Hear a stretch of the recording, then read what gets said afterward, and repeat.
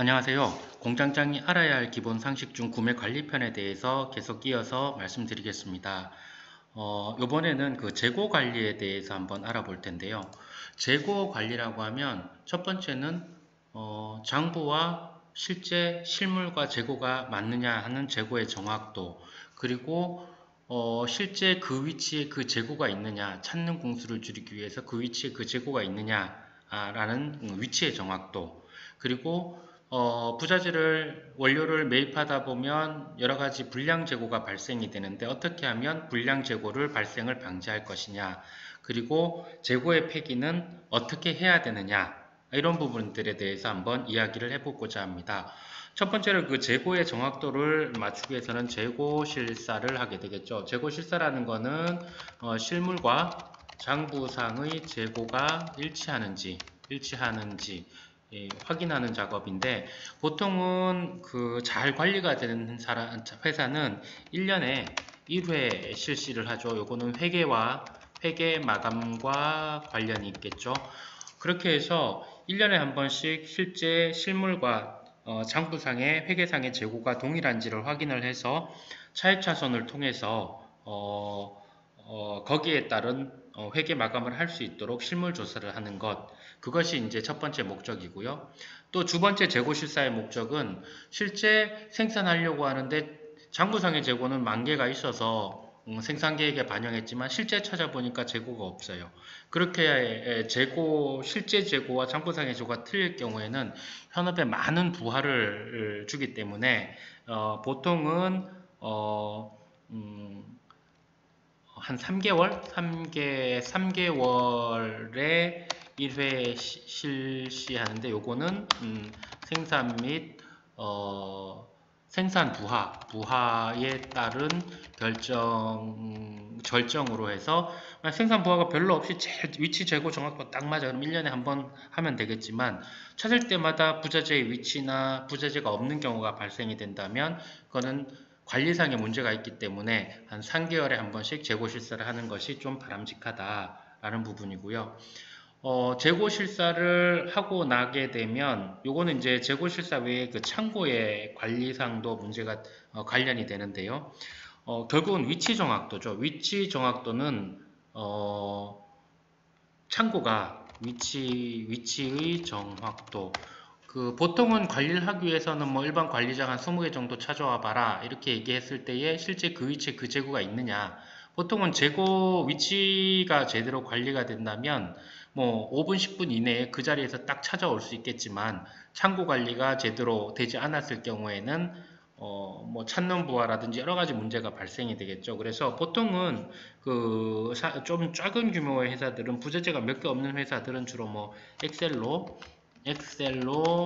위치 관리를 하겠지만, 실제 렉에다가 자재를 넣고 뺄 때마다 일일이 실제 그 엑셀로 관리하기에는 실수도 있고 여러 가지 부하가 발생이 되겠죠. 그렇게 해서 위치의 정확도는 WMS라는 창고 관리 시스템을 도입하기도 한다. 해서 위치 정확도를 좀 관리할 필요가 있고요.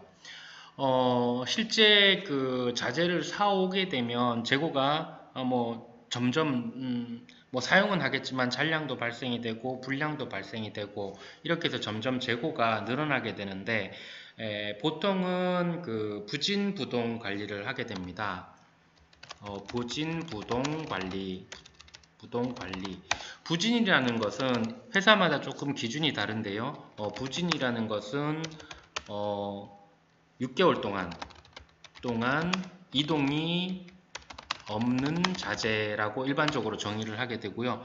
자재를 사왔는데 어떤 사유든 간에 출고나 입고가 없이 6개월 동안 계속적으로 이동이 없는 자재, 그리고 부동자재라는 것은 12개월 동안 이동이 없는 자재. 이거는 뭐냐면 1년 동안 자재 이동이 없어요.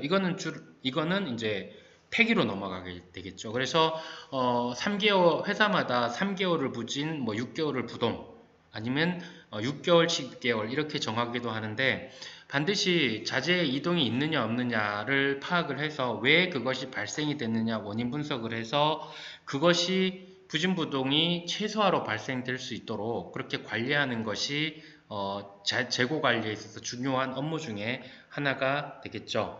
그래서 그 장기 재고가 발생 원인을 한번 알아볼게요. 장기 재고 발생 원인, 뭐 부진부동 관리와 마찬가지겠죠.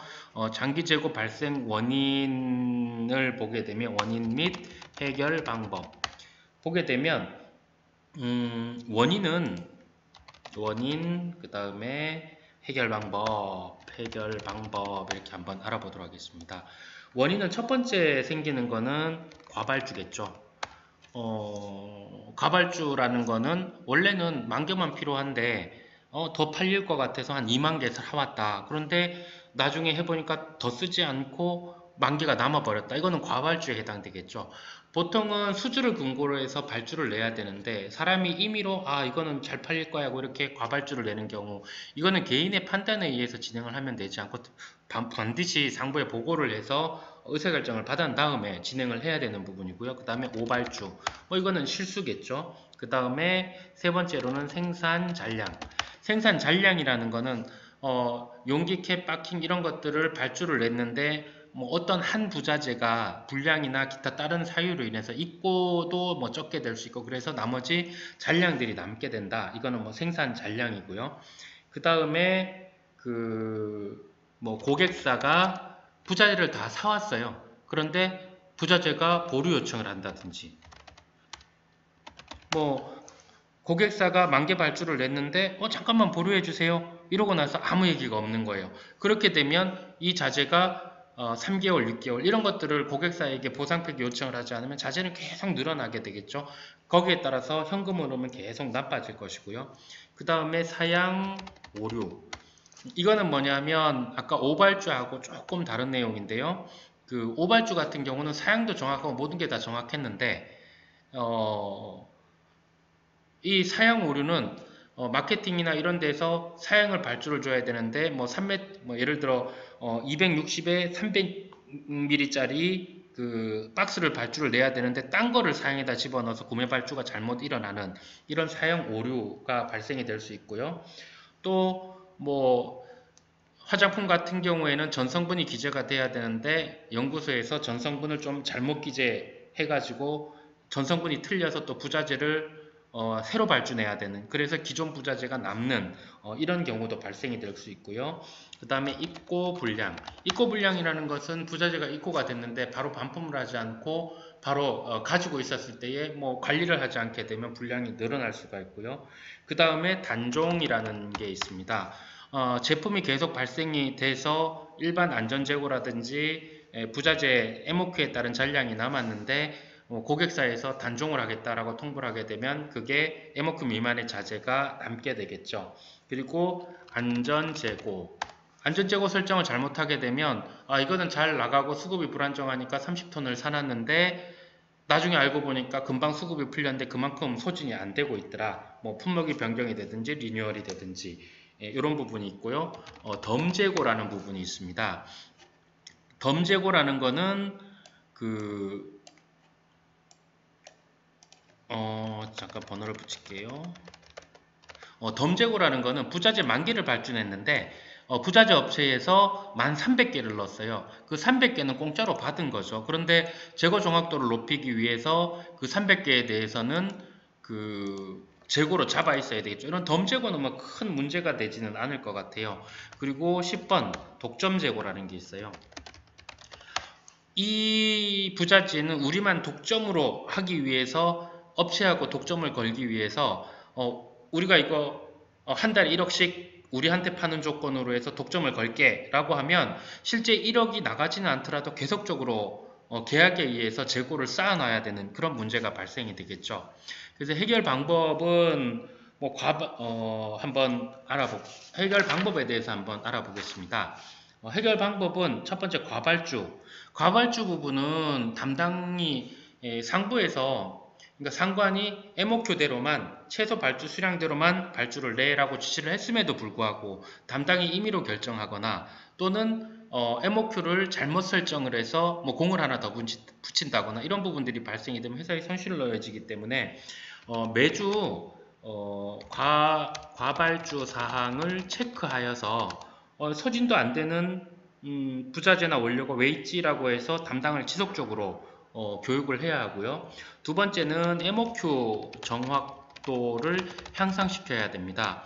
실제 전산상에는 MOQ가 10,000개인데 나중에 협의 과정에서 보면 5,000개까지 떨어졌는데 MOQ를 5,000개로 수정해 놓지 않고 또 10,000개를 발주되면 공급업체에서 10,000개가 들어오겠죠. 근데 구두상으로 협의된 것들이 문서화되고 수치화돼서 정확하게 MOQ가 있어야만 고수량만큼 발주를 내야 하는데 그때그때 정보를 수정하지 않거나 또 담당이 바뀌었을 경우에는 기존 정보를 이용해서 또 하다 보면 과발주가 일어나는 부분이 있어서 적어도 그 MOQ에 대해서는 지속적으로 매번 발주 낼 때마다 한 번씩 체크할 필요가 있다라는 부분이고요. 또 MOQ에 대해서 하향 조정, MOQ 하향 조정. 그 MOQ 같은 경우는 고객이 그 공급처가 어느 정도 그 이익이 확보가 되면 좀 MOQ를 낮출 필요가 있겠죠. 그 실제는 저희가 필요한 건 1,000개인데 MOQ가 10,000개예요. 그러면 9,000개에 대한 재고가 물론 고객사 보상 폐기를 요구를 하겠지만 9,000개의 재고가 남게 되면 그것도 그만큼 현금 흐름에 문제를 발생시킬 수 있다. 그리고 오발주 같은 경우에는 이거는 대부분 오발주는 담당의 실수라고 봐야 되겠죠. 담당의 실수로 해서 매달 오발주 품목을 체크하고 교육 및 실수를 줄이는 작업을 해야 되겠죠. 그래서 그리고 생산 잔량 같은 경우에는 일반적으로 생산 잔량 같은 경우에는 공정 불량이 난다거나 아니면 기타 입고 수량이 적다거나 이런 부분들이 있어서 그 생산 잔량이 남게 되면 추후 발주 시 생산 잔량을 감안하여 발주를 진행을 합니다. 그 얘기는 뭐냐면 현장에 500개가 있는데 MOQ가 10,000개라서 10,000개를 발주낼 수주가 10,000개가 들어오면 한 9,500개 정도로 좀 MOQ를 수정을 해서 발주를 내는 식으로 해서 생산 잔량을 감안해서 그 다음 부자재나 원료를 발주낼 때에는 그 부분을 좀 줄여서 발주내는 부분들이 있고요. 고객사 보류 요청 같은 경우에는 일정 기간이 지나 제일 처음에 고객사 보류 요청을 하면 현재 재고 금액이 얼마다라고 금액을 통보를 해야 되겠죠. 고객사에. 왜냐하면 지금 우리가 니들 때문에 요청을 중단해서 여러가지 부자재나 이런 부분들이 한 3,000만 원 정도 재고가 발생이 됐다. 그러니 보류를 빨리 해제할 수 있도록 해달라고 요청을 하게 되고요. 통보되고 보통은 3개월 이내에 보상 폐기를 요청해야 된다. 왜냐하면 고객사가 보류한 요청이 제품이 판매가 안 될 수도 있지만 기업 재정 상황이 어려울 경우에도 그런 경우가 있기 때문에 고객사가 보류 요청을 했을 때에 그때 발생된 진행됐던 재고 금액들은 반드시 고객사에게 3개월 이내에 통보를 해서 보상 폐기를 받아야 된다. 예를 들어 6개월이나 1년이 지나게 되면 솔직히 업체가 망할 수도 있고 기타 여러 문제로 해서 보상 폐기를 못 받는 경우가 있겠죠. 사양 오류 같은 경우에는 이거는 사양 오류에 따른 원인 파악 및 해결을 해야 하겠고요. 그거에 따라서 프로세스를 다시 재정립하는 그런 부분이 필요하고요. 입고 불량 같은 경우에는 반드시 바로 반품을 진행한다.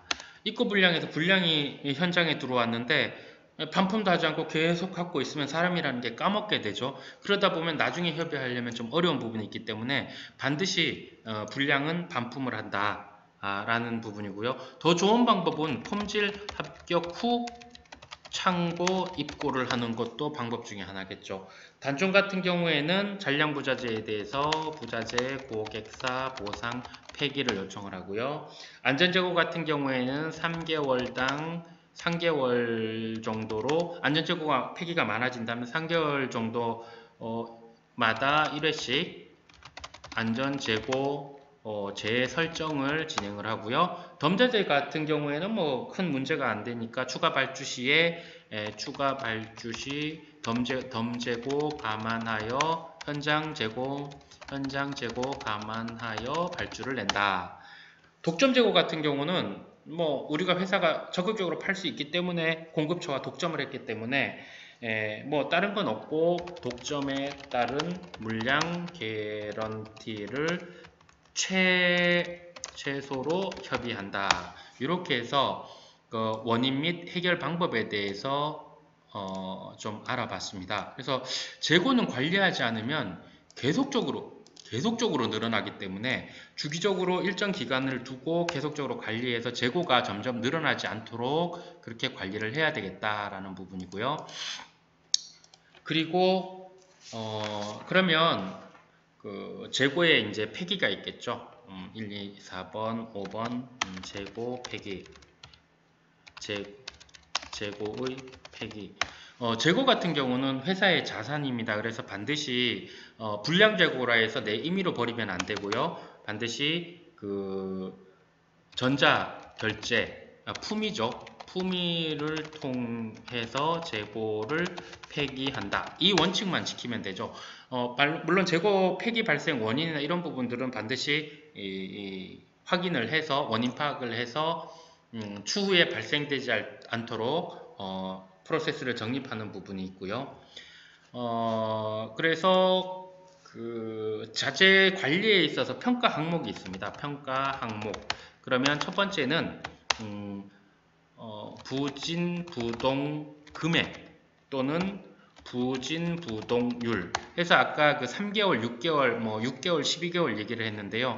그러면 6개월 동안 이동이 없는 자재의 총 뭐 예를 들어 부진율이라고 하면 아까 6개월을 잡았으니까요. 6개월 동안 이동이 없는 자재의 총량, 자재의 총 금액에서 그 총 자재 금액 곱하기 100을 하게 되면 보통 부진율이 10%에서 20%를 넘어가게 되면 또 부동이 한 10%를 넘어가게 되면 거의 부동 중에는 거의 100%가 폐기로 넘어가는 사례가 많거든요. 그래서 사전에 부진 재고에 대해서는 부진 부동 재고에 대해서는 미리 영업에 통보를 해서 보상 폐기를 받을 수 있도록 관리를 해야 되겠다.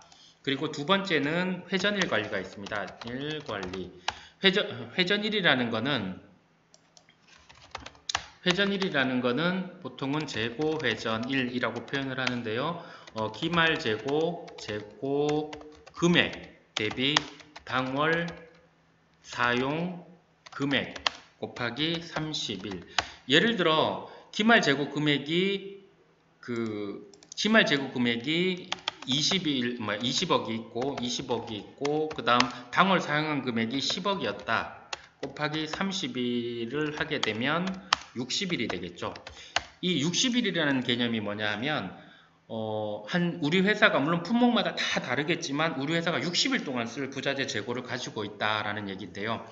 보통 일반적으로 리드타임이 30일 회사는 약 한 30일 정도 부진부동 재고를 관리하는 게 가장 좋겠지만 그래도 45일 정도까지 관리하는 거는 큰 무리는 없겠지만 이게 넘어간다라고 하면 그거는 좀 심각한 문제가 될 수가 있겠다. 그래서 마지막으로 구매 업무에 대해서 다시 요약을 하게 되면 첫 번째는 구매 업무에 대해서는 적기 대응률 관리를 해야 하고요. 두 번째는 수량 대응률 관리, 그리고 세 번째는 회전일 관리, 네 번째는 부진 부동 관리.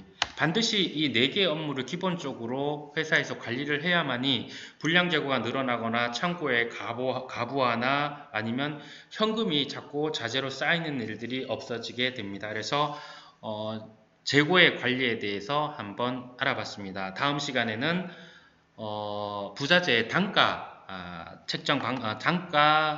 단가를 산정하는 방법에 대해서 한번 알아보도록 하겠습니다. 수고하셨습니다.